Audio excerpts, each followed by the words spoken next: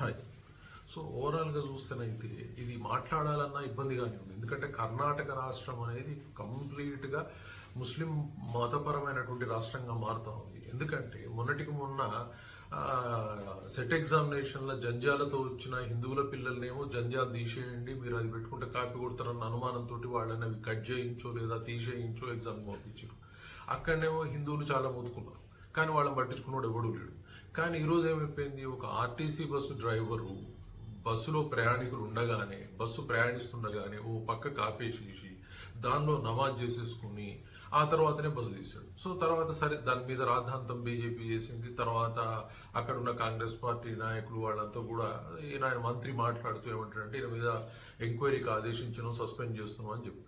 So ఓవరాల్గా అంత ధైర్యం రావడానికి కారణం ఏంటి అంటే, డ్యూటీలో ఉన్న ఎంప్లాయీస్ కూడా మతపరమైనటువంటి విషయాలు చేస్తుంటే మరి వాళ్ళని కంట్రోల్ చేయలేని స్థితిలో కర్ణాటక ప్రభుత్వం ఎందుకుంది అంటే, మతపరమైన రాజకీయాలు పరిపూర్ణంగా అక్కడ వెదజల్లుతూ ఉన్నాయి, విలసిల్లుతూ ఉన్నాయి. సో ఓవరాల్గా హిందువులకు ఒక చట్టం, ముస్లింలకు ఓ చట్టం అన్నట్టుగా కర్ణాటక రాష్ట్రం విలసిల్లుతూ ఉంది. మరి కేంద్ర ప్రభుత్వం ఏదో షో చూస్తున్నట్టుగా చూస్తూ ఉంది. అంటే విమర్శిస్తూ పోతూ ఉంటే, మీరు దేశాధినేతగానే ఉన్నారు కదా, అంటే దేశ ప్రధాని నరేంద్ర మోడీ బీజేపీ పార్టీకే ఉన్నాడు కదా, మరి ఆయన రాష్ట్రాల మీద కంట్రోల్ లేదా, రాష్ట్రాలని తన కంట్రోల్లోకి తీసుకోలేరా, అక్కడ జరుగుతున్నటువంటి ఏమంటుందని మతపరమైన రాజకీయాన్ని కంట్రోల్ చేయలేరా? చేయలేనప్పుడు ఏమవుతుంది అంటే మళ్ళీ అది డెఫినెట్గా దేశానికి నష్టం కలిగజేస్తుంది, ప్రజలకు నష్టం కలిగజేస్తుంది. ఈ మతపరమైన రాజకీయాలు కాంగ్రెస్ ఎప్పుడూ చేస్తుందని అందరికీ తెలుసు. కానీ బీజేపీ పార్టీ మరి దాన్ని వ్యతిరేకిస్తున్నప్పుడు దాన్ని ప్రధానమంత్రిగా ఉన్న వ్యక్తి ముఖ్యమంత్రులను ఎందుకు కంట్రోల్ చేయలేకపోతున్నారు?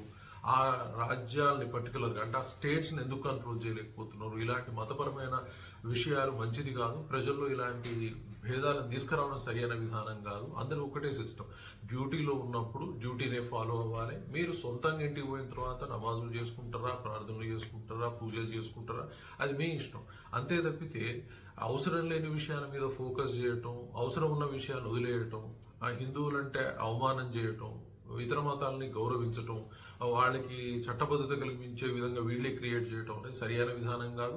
మరి కర్ణాటక ప్రభుత్వం చేస్తున్న ఒక్కొక్క విషయం చూస్తూ ఉంటే అదే అనిపిస్తూ ఉంది. ఓవరాల్గా చూస్తే మరి మతపరమైనటువంటి ఒక స్టేట్ కన్వర్ట్ చేయబోతున్నారా వీళ్ళు అన్న విధమైన అనుమానాలు ప్రజలు కలుగుతూ ఉన్నాయి. మరి దానికి నరేంద్ర మోడీ ప్రభుత్వం, బీజేపీ ప్రభుత్వం చర్యలు తీసుకోకపోతే మాత్రం ప్రజల్లో మళ్ళీ వ్యతిరేక భావన. ఓకే, కాంగ్రెస్కి వ్యతిరేకత వస్తుందా అంటే, కాంగ్రెస్కి వ్యతిరేకత రావటం కంటే ముందు బీజేపీకి కూడా చెడ్డ పేరే వస్తుంది. ఎందుకంటే వీళ్ళు చూస్తూ ఊరుకున్నారు.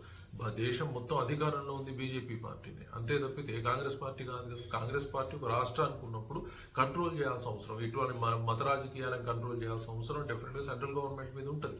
మరి ఎందుకు పట్టించుకోవడం లేదని చూడాల్సిన అవసరం ఉంది. Thank you very much.